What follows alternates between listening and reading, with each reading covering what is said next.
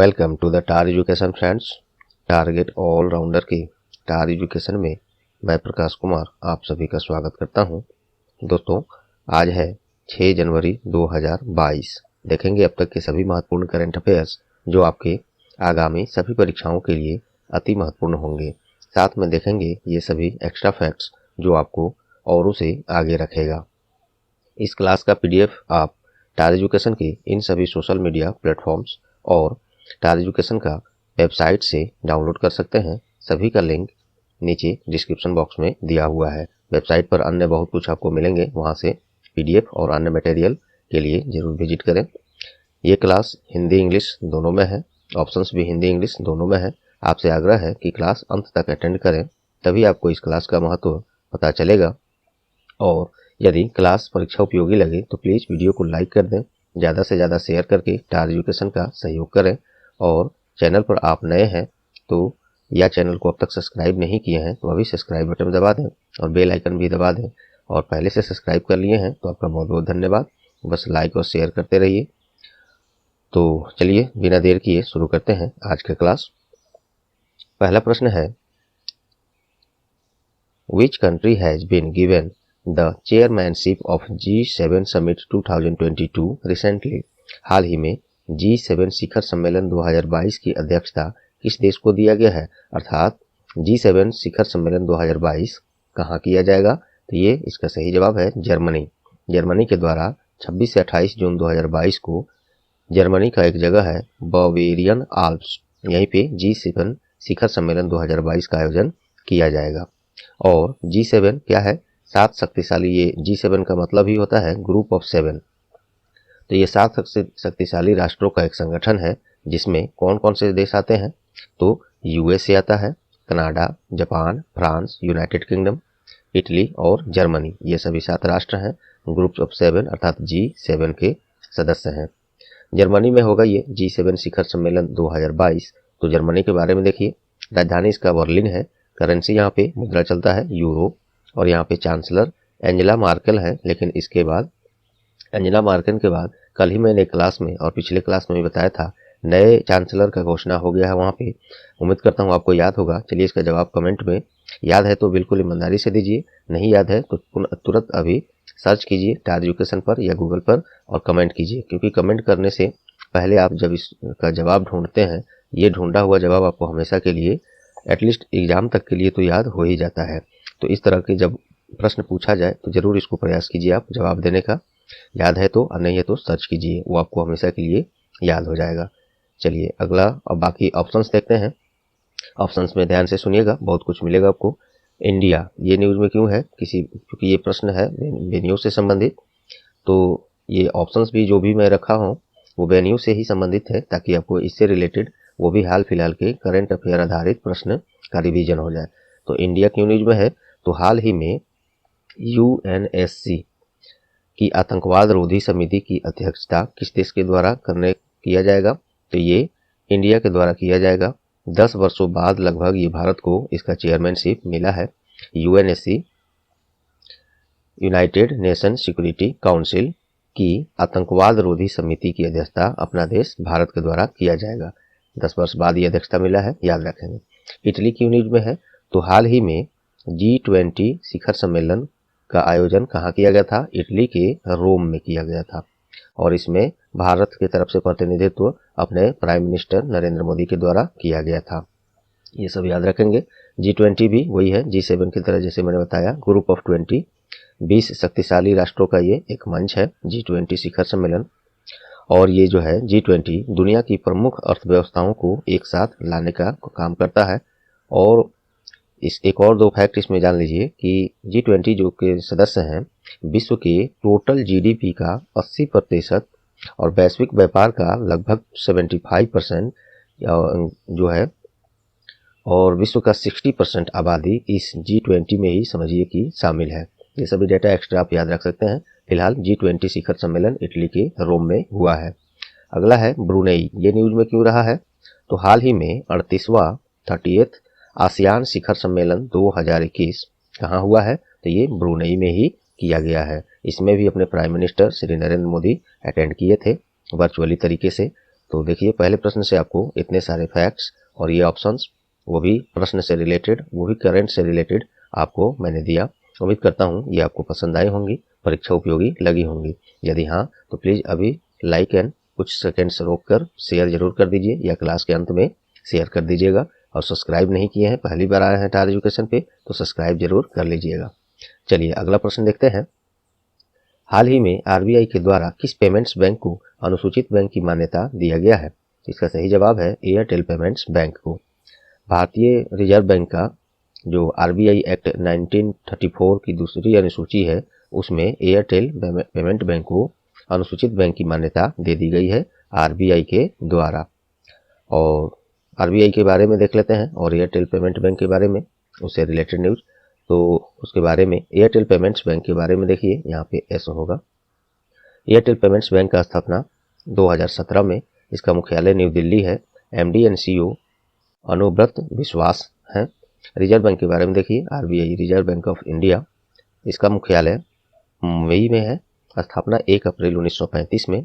Nationalisation अर्थात राष्ट्रीयकरण 1 जनवरी 1949 में।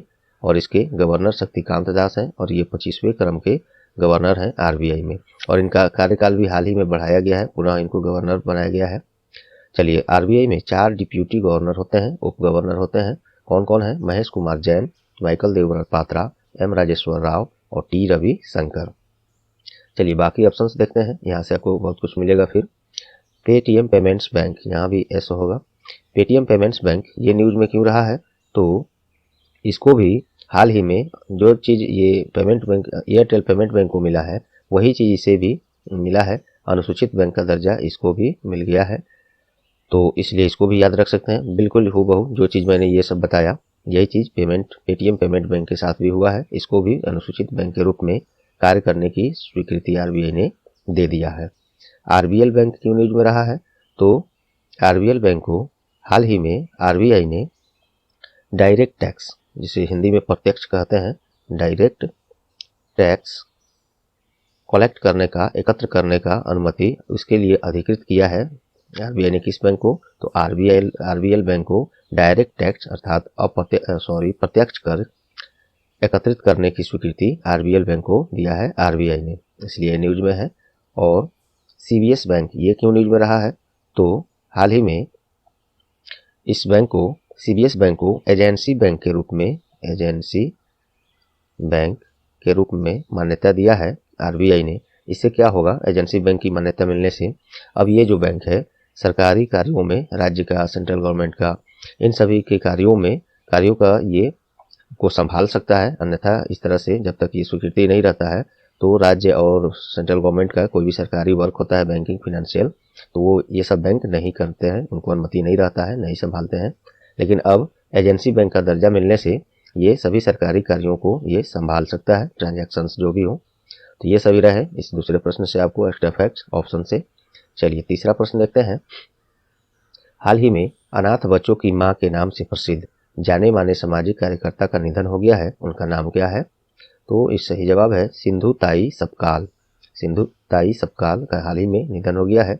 ये हजारों बच्चों को शरण देने वाली, और ये 2021 इसी वर्ष पद्मश्री से सम्मानित भी हुई थी, सिंधु ताई सपकाल, जिनको माई के नाम से भी जाना जाता था और अनाथ बच्चों की मां के नाम से जाना जाता था। इनका निधन 74 वर्ष की उम्र में महाराष्ट्र में हो गया है।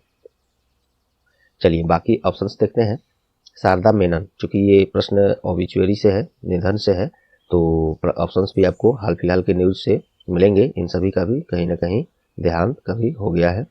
शारदा मेनन, इनको ये पहली महिला मनोचिकित्सक और स्वास्थ्य क्षेत्र में अहम योगदानकर्ता महिला है। पहली महिला मनोचिकित्सक हैं, साइकोलॉजिस्ट है। तो ये इनका निधन हो गया है। क्या नाम है इनका? शारदा मेनन। जीटी नानावती, इनका भी हाल ही में निधन हो गया है। ये सर्वोच्च न्यायालय के पूर्व न्यायाधीश तथा सबसे बड़ी बात 2002 का गोधरा कांड और 1984 का जो सिख दंगा हुआ था, इन सभी की जांच इन्होंने ही किया था। इनका भी हाल ही में निधन हो गया है। मनु भंडारी, ये क्यों न्यूज में रहे हैं? तो ये जाने माने हिंदी लेखिका हैं, इनका भी हाल ही में निधन हो गया है। ये आपसे पूछा जा सकता है, मनु भंडारी का हाल ही में निधन हुआ है, ये किस क्षेत्र से संबंधित थी? तो ये जाने माने लेखिका थी, इनका भी हाल ही में निधन हो गया है। चलिए अगला प्रश्न देखते हैं। चौथा प्रश्न है, हाल ही में कौन पहला एलपीजी सक्षम और धूम्रपान मुक्त राज्य बन गया है? ये प्रश्न वेबसाइट पर मैं कल ही दे दिया था, लेकिन यूट्यूब पर इसको नहीं ला पाया था, तो आज इसको मैं यहाँ पर दे दिया हूँ आपको। देखिए, तो पहला एलपीजी सक्षम और धूम्रपान मुक्त राज्य बन गया है कौन? इसका सही जवाब है हिमाचल प्रदेश। केंद्र सरकार के द्वारा चलाए जा रहे उज्ज्वला योजना, उम्मीद करता हूँ उज्ज्वला योजना आप लोग को मालूम होगा क्या है, ये आगे बताते हैं फिर। उज्ज्वला योजना केंद्र सरकार का और राज्य सरकार का गृहिणी कल्याण योजना, ये दोनों योजनाओं के सफल कार्यान्वयन से हिमाचल प्रदेश देश का पहला, इंपोर्टेंट है पहला शब्द लगा है तो, देश का पहला एलपीजी सक्षम धूम्रपान राज्य बन गया है। केंद्र सरकार द्वारा चलाए जा रहे उज्ज्वला योजना में क्या होता है, गरीब परिवारों को, बीपीएल धारक को, बीपीएल धारक नहीं, बीपीएल तो होता है बिलो पॉवर्टी लेवल, इसका होता है मतलब गरीबी रेखा से नीचे, तो ऐसे परिवारों को उज्ज्वला योजना के अंतर्गत मुफ्त रसोई घर गैस कनेक्शन प्रदान किए जाते हैं। यही है उज्ज्वला योजना। चलिए, हिमाचल प्रदेश इसमें पहले स्थान पर है, तो इसके बारे में देख लेते हैं। हिमाचल प्रदेश का स्थापना 25 जनवरी 1971 में। इसका राजधानी दो ठो है, एक है शिमला समर सीजन के लिए, एक है धर्मशाला विंटर सीजन के लिए। मुख्यमंत्री जयराम ठाकुर हैं। राज्यपाल कौन है? राजेंद्र विश्वनाथ आर्लेकर। चलिए, ये रहा एक्स्ट्रा फैक्ट। ऑप्शंस देखिए, क्योंकि ये प्रश्न है कि पहला राज्य कौन है इस मैटर में, इसी आधार पर आपको हाल फिलहाल के कुछ न्यूज से अवगत हम कराते हैं ऑप्शन के द्वारा। मध्य प्रदेश, ये नई शिक्षा नीति जो 2020 आया है, न्यू एजुकेशन पॉलिसी 2020 अर्थात नई शिक्षा नीति 2020, इसको अपनाने वाला दूसरा राज्य बन गया है मध्य प्रदेश। अब आप सोच रहे होंगे दूसरा राज्य है, इससे क्या मतलब पहला जरूरी है? तो ये पहला ही मैं यहाँ पे देता, लेकिन दूसरा इसलिए दिया हूँ ताकि आपको पहला याद है कि नहीं ये आपको तुरंत माइंड में क्लिक करना चाहिए। तो पहला राज्य कौन है नई शिक्षा नीति 2020 को लागू करने वाला? तो वो है कर्नाटका। कर्नाटका, ये हिंदी में कर्नाटक कहेंगे। तो कर्नाटक जो है पहला राज्य है नई शिक्षा पॉलिसी 2020 को लागू करने वाला, और मध्य प्रदेश दूसरा राज्य है। उम्मीद करता हूँ ये समझ में आया होगा। गोवा क्यों न्यूज में है, गोवा राज्य? तो हाल ही में 100% खुले में शौच से मुक्त, जिसे ODF कहते हैं शॉर्ट में, इंग्लिश में ओपन डिफिकेशन फ्री प्लस कहते हैं। तो खुले में शौच से मुक्त और हर घर बिजली जो सहज योजना है भारत सरकार का, हर घर बिजली, खुले में शौच से मुक्त और हर घर नल, जल शक्ति मंत्रालय का जो योजना है उसके द्वारा इन सभी को इम्प्लीमेंट करने में, कार्यान्वयन करने में पहला स्थान कौन हासिल किया है? तो ये अपना गोवा राज्य ही किया है। गोवा की राजधानी पणजी है। गोवा के मुख्यमंत्री प्रमोद सावंत हैं।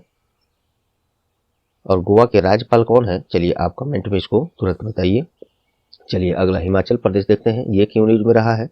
तो हाल ही में भारत का पहला, हिमाचल प्रदेश तो ऑप्शन का आंसर ही है। तेलंगाना देखते हैं।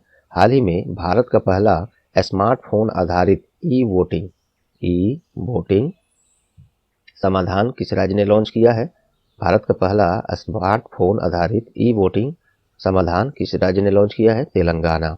यहाँ पे अभी पायलट बेसिस पर ये चल रहा है, अगर हो जाता है तो ये पहला राज्य है जहाँ पे स्मार्टफोन से इलेक्ट्रॉनिकली वोटिंग की सुविधा हो जाएगी, इसलिए तेलंगाना न्यूज में रहा है। तेलंगाना का राजधानी हैदराबाद है। हैदराबाद। मुख्यमंत्री के चंद्रशेखर राव हैं और इसके गवर्नर, राज्यपाल कौन है? तमिलिसाई सौंदरराजन। चलिए उम्मीद करता हूँ यह सब यहाँ तक आपको समझ में आए होंगे, परीक्षा उपयोगी लगे होंगे। अगला प्रश्न है, हाल ही में कौन सा जिला बाल विवाह मुक्त बन गया है?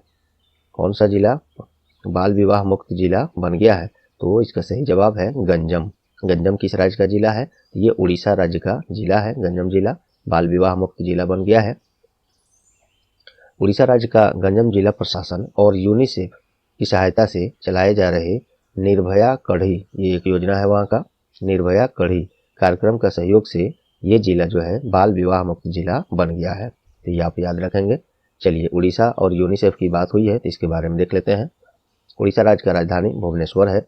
इसका स्थापना 1 अप्रैल 1936 को, मुख्यमंत्री नवीन पटनायक हैं और राज्यपाल गणेशी लाल हैं। यूनिसेफ के बारे में देखिए, यूनाइटेड नेशन चिल्ड्रंस फंड, और स्थापना इसका 11 दिसंबर 1946 को, मुख्यालय न्यूयॉर्क USA में है और प्रेसिडेंट इसके हेनरिटा H4 थी, अब लेकिन हो गई हैं कैथरीन रसेल। ये नेक्स्ट हमने लिखा है लेकिन अब ये बन चुकी हैं कैथरीन रसेल। करंट, बिल्कुल करंट है ये न्यूज़। कैथरीन रसेल यूनिसेफ की प्रमुख हो गई हैं, पहले हेनरिटा H4 थी। अब आइए ऑप्शंस देखते हैं। इंदौर, चूंकि ये जिला से संबंधित बातें हो रही हैं दोस्तों, तो जिला स्तर पर कोई न्यूज़ जो भी है और वो मोस्ट इम्पोर्टेंट है वो मैं आपको बताता हूँ।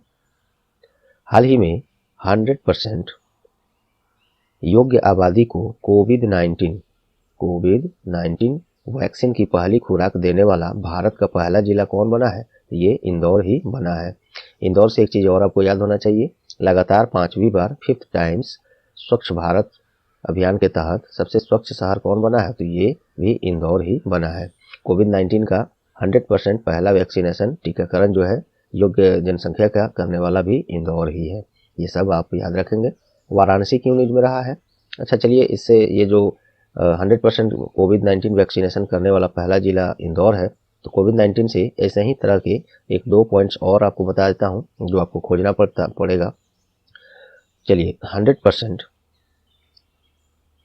कोविड-19 टीका करने वाला भारत का पहला शहर कौन बना था? भुवनेश्वर। 100% कोविड-19 टीकाकरण करने वाला भारत का पहला शहर ये जो है भुवनेश्वर ही बना है। और 100% कोविड-19 टीकाकरण करने वाला भारत का पहला गांव कौन सा बना है? ये हो गया जिला, ये हो गया शहर, और गांव कौन बना है इसी मैटर पर? तो वो एक जम्मू कश्मीर का गांव है, उसका नाम है वेयान। हिंदी में लिख देता हूँ, वेयान। वेयान एक गांव है जम्मू कश्मीर में। ये 100% कोविड-19 टीकाकरण करने वाला देश का पहला गांव है। उम्मीद करता हूँ ये सभी फैक्ट्स आपको, देखिए ये सभी डाटा एकत्र करने में कितने एफर्ट्स लगाने पड़ते होंगे आपको लिए। तो इसके लिए बस आपसे अपेक्षा यही है कि एजुकेशन का आप लोग सहयोग जरूर करें। कैसे करना है आप लोग समझदार हैं। चलिए, वाराणसी क्यों न्यूज में रहा है? और वाराणसी हाल ही में रोपवे सेवा शुरू करने वाला पहला शहर कौन बना है देश का? ये वाराणसी ही बना है। रोपवे सेवा जो होता है, ये यहाँ से ऐसे जो इस पर यात्रा होता है, यही होता है रोपवे सेवा, यहाँ से यहाँ तक हिस्सा। तो इसको रोपवे से शुरू करने वाला पहला शहर कौन बन गया है? तो ये उत्तर प्रदेश में है, वाराणसी यही बन गया है। तो उम्मीद करता हूँ ये सभी ऑप्शंस से आपको और एक्स्ट्रा फैक्ट से बहुत कुछ मिले। चलिए, यहाँ से कुछ प्रश्न one liner with extra fact हम लोग देख लेते हैं, क्योंकि हमको थोड़ा एक जगह निकलना है। और वैसे भी आप लोग जितना एफर्ट्स लगाकर क्लास दिया जा रहा है उतना सहयोग आप लोग कर नहीं रहे हैं, तो ज़्यादा से ज़्यादा MCQ पाने के लिए थोड़ा सा उतना प्रोत्साहन आप लोग के द्वारा जरूर चाहिए, ताकि हम लोग भी उत्साहित होकर इससे भी और बेहतर करें। ये तो अभी कुछ नहीं है, इससे भी बेहतर किया जा सकता है। चलिए, तो अगला प्रश्न देखते हैं। हाल ही में कौन दक्षिणी ध्रुव की एकल यात्रा करने वाली पहली भारतीय मूल की महिला बन गई हैं? तो हरप्रीत चंडी ये बन गई हैं दक्षिणी ध्रुव की एकल यात्रा करने वाली पहली भारतीय महिला हरप्रीत चंडी। ये ब्रिटेन में जन्मी भारतीय मूल की सेना अधिकारी हरप्रीत चंडी, ये अपना दूसरा नाम एक प्रीत चंडी ऐसे करके भी रखे हैं, फिलहाल आप यही याद रखेंगे। हरप्रीत चंडी दक्षिणी ध्रुव की एकल यात्रा करने वाली पहली भारतीय मूल की महिला बन गई है, तो ये नाम याद रखेंगे आप। चलिए, नेक्स्ट प्रश्न देखते हैं। नेक्स्ट क्वेश्चन है, हाल ही में crypto currency app crypto wire app है के द्वारा किस नाम से भारत का पहला क्रिप्टो करेंसी वैश्विक इंडेक्स अर्थात सूचकांक लॉन्च किया है? ये प्रश्न भी वेबसाइट पर मैंने पहले ही दे दिया था, लेकिन कल का क्लास में इसको मैं शामिल नहीं कर पाया था, मिस हो गया था। ये आज मैंने दे दिया है, फिर से सुन लीजिए। हाल ही में क्रिप्टो करेंसी ऐप जो है क्रिप्टो वायर, ये ऐप है, इसके द्वारा किस नाम से भारत का पहला, मोस्ट इंपोर्टेंट ऐसे बनेगा जब पहला है, तो भारत का पहला क्रिप्टो करेंसी वैश्विक सूचकांक लॉन्च किया है? तो ये इस नाम से है IC15। IC Indian crypto currency 15, ये इसका फुल फॉर्म है। IC15 आप याद रखेंगे, एग्जाम्स में यही ऑप्शन में आ सकता है। क्रिप्टो करेंसी क्या है आप लोग सब लोग जानते हैं, फिर भी मैंने अपनी भाषा में इसको यहाँ पे लिख के दिया है। इसको आप जरा दोस्तों आज पढ़ लीजिएगा, थोड़ी सी समय की कमी है आज। अपने भाषा में इसको मैं सजा कर लिखा हूँ क्रिप्टो करेंसी, और बिटकॉइन के भी बारे में हम कल की क्लास में बता देंगे। चलिए, अगला प्रश्न है, हाल ही में किसे, यहाँ पे किसे होगा, रिजर्व बैंक ऑफ इंडिया के द्वारा नए कार्यकारी निदेशक अर्थात ED नियुक्त किया गया है? तो ये अजय कुमार चौधरी और दीपक कुमार को RBI में नए निदेशक अर्थात कार्यकारी निदेशक अर्थात एग्जीक्यूटिव डायरेक्टर नियुक्त किया गया है।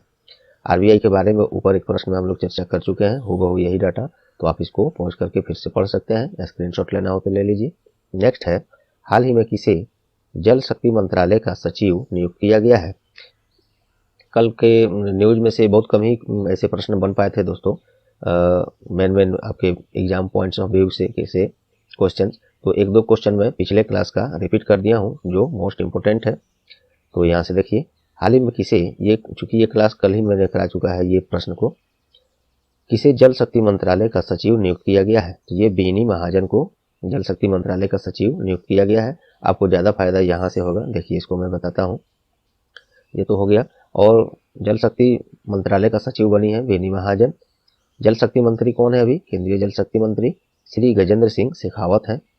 केंद्र सरकार में कुछ और महत्वपूर्ण सचिवों की सूची हम यहाँ दिए हैं, जो कि इसमें से एग्जाम्स में आते हैं और बिल्कुल आएंगे, ये मोस्ट इम्पोर्टेंट है ये सचिव का पोस्ट। और भी बहुत है, हर मंत्रालय डिपार्टमेंट में सचिव होते हैं, लेकिन ये ज़्यादा महत्वपूर्ण है। देखिए, कैबिनेट सचिव कौन है, राजीव गौबा है, इनका भी कार्यकाल अभी बढ़ाया गया है। रक्षा सचिव अजय कुमार है। विदेश सचिव हर्षवर्धन श्रृंगला है। वित्त सचिव टीवी सोमनाथ है। और गृह सचिव अभी कौन है, तो गृह सचिव अजय कुमार भल्ला है। यहाँ पे देखिए अजय कुमार के नाम से दो ठो है, अजय कुमार और अजय कुमार भल्ला। ये दोनों, ये अजय कुमार जब रहेगा तो रक्षा सचिव होंगे, और अजय कुमार जब भल्ला होगा तो ये गृह सचिव होंगे। ये दोनों में फर्क आप याद रखिएगा। चलिए नेक्स्ट है, हाल ही में किस देश के विशेषज्ञों के द्वारा कोविड-19 का नया वेरिएंट IHU का पहचान किया गया। अब दूसरा एक आ गया, ये एक तो कोरोना कोविड-19 था ही, उसके बाद ओमिक्रॉन आया था, अब आ गया IHU, एक नया वेरिएंट आ गया। ये किस देश के विशेषज्ञों ने इसको रेक्टिफाई किया है, तो ये फ्रांस के विशेषज्ञों ने, अर्थात फ्रांस में इसकी पहचान की गई है। और इसको कोरोना और ओमाइक्रॉन की तुलना में अधिक शक्तिशाली बताया जा रहा है। तो ईश्वर न करें कि ये भी अब पूरी दुनिया में फिर से फैल जाए, जैसे ये दोनों फैल चुके हैं। चलिए, फ्रांस की बात हुई है, फ्रांस में ये हुआ है पहचान। फ्रांस का राजधानी पेरिस है, मुद्रा वहाँ पे यूरो और CFP फ्रैंक ये चलता है। वहाँ पे राष्ट्रपति कौन है, इमैनुअल मैक्रोन है। अगला प्रश्न देखिए, हाल ही में कहाँ अखिल भारतीय औद्योगिक प्रदर्शनी नुमाइश 2022 का आयोजन किया गया है। ये तेलंगाना की राजधानी हैदराबाद में किया गया है। नुमाइश 2022 क्या है, ये औद्योगिक प्रदर्शनी है ये, तो इसका हैदराबाद में किया गया प्रदर्शनी। बाकी चीज़ ये 1 जनवरी से 15 फरवरी 2022 तक ये आयोजित किया जाएगा, और इसमें विभिन्न प्रदर्शकों को लगभग यहाँ पे लगभग 2000 स्टॉल आवंटित किए गए हैं। तेलंगाना में हो रहा है, तो उसके बारे में देख लीजिए। तेलंगाना का राजधानी मैंने बताया हैदराबाद, आपको याद भी है। इसका फॉर्मेशन 2 जून 2014 को आंध्र प्रदेश से अलग करके तेलंगाना राज्य का निर्माण हुआ, और इसके मुख्यमंत्री वर्तमान में के चंद्रशेखर राव हैं। गवर्नर तमिलिसाई सौंदरराजन है, हालांकि ऊपर भी मैंने एक जगह चर्चा कर दिया था। चलिए, ये रहे 11 प्रश्न आप कल के महत्वपूर्ण। अब क्वेश्चन ऑफ द डे देखते हैं। ये कल के क्लास में इस प्रश्न को मैंने कराया था, उम्मीद करता हूँ याद होगा जो लोग कल क्लास अटेंड किए हैं। हाल ही में किसे तेल और प्राकृतिक गैस निगम ONGC, इंग्लिश में इसको oil and natural gas corporation अर्थात ONGC की पहली महिला अध्यक्ष और प्रबंध निदेशक अर्थात CMD किसे नियुक्त किया गया है। इसका जवाब काफ़ी इजी है। तो आप लोग कल इस क्लास को अटेंड किए होंगे, हायर एजुकेशन का डेली करंट अफेयर क्लास, तो उसमें इसको कराया जा चुका है। जवाब आप लोग कमेंट में अवश्य करें। तो चलिए दोस्तों, उम्मीद करता हूँ आज का क्लास आप लोग को परीक्षा उपयोगी लगी होंगी। जल्द ही हायर एजुकेशन पर अन्य टॉपिक्स और exam based paper, test, mock test, practice set, ये सब, और वेबसाइट पर हायर एजुकेशन का क्विज, एंड्रॉयड ऐप भी काम चल रहा है। अन्य बहुत कुछ आपको सभी मिलने वाले हैं, तो आप बने रहें। तब तक अन्य लोगों को ये चर्चा करें, बताएं, जोड़ें, हायर एजुकेशन से शेयर करें क्लासेज को, ताकि अन्य लोग भी बढ़ें और उसको ये सब जल्द से जल्द शुरू करने का हम लोग इसके लिए प्रोत्साहित हों और शुरू करें। तो चलिए, उम्मीद करते हैं आज का क्लास आपको परीक्षा उपयोगी लगी होंगी। यदि हाँ, तो प्लीज़ वीडियो को लाइक कर दें, ज़्यादा से ज़्यादा शेयर करके हायर एजुकेशन का सहयोग करें। और चैनल पर आप नए हैं या चैनल को अब तक सब्सक्राइब नहीं किए हैं, तो अभी सब्सक्राइब बटन दबा दें, बेल आइकन भी साथ में दबा दें, जिससे सबसे पहले आपको किसी भी क्लास का नोटिफिकेशन मिल पाए। और पहले से सब्सक्राइब कर लिया है तो आपको कुछ नहीं करना, आपको लाइक शेयर करना है बस। आपका बहुत बहुत धन्यवाद। तो चलिए, मिलते हैं अगले महत्वपूर्ण क्लास में। तब तक के लिए good bye, all the best.